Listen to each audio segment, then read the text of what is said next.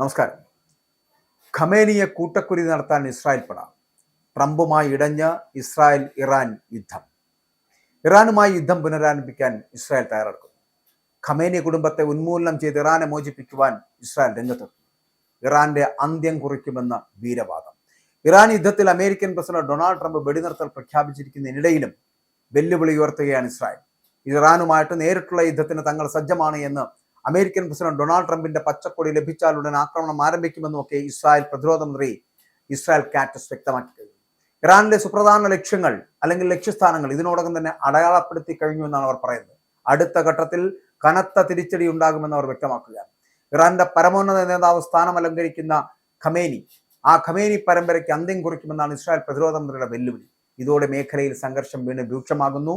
Israel നൽകുന്ന സൂചന എന്ന് പറയുന്ന ഇറാനെ വീണ്ടും ആക്രമിക്കുന്നു.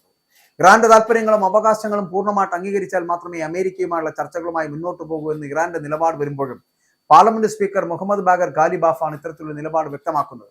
അമേരിക്ക ഏർപ്പെടുത്തിയ ഉപരോധം നീക്കാതെ ഹോർമൂസ് കടലിലേക്ക് തുറന്നു കൊടുക്കില്ല എന്ന് കൂടി അദ്ദേഹം വ്യക്തമാക്കിയിരിക്കുന്നു. ഉപാധികൾ അംഗീകരിക്കാത്ത പക്ഷം നിലവിലെ വെടിനിർത്തൽ നീക്കങ്ങൾക്കും പ്രസക്തിയില്ല എന്ന ഇറാന്റെ നിലപാട് സ്പീക്കർ അറിയിച്ചതോടെ പശ്ചിമേഷ്യൻ പ്രതിസന്ധി കൂടുതൽ സങ്കീർണമാകും.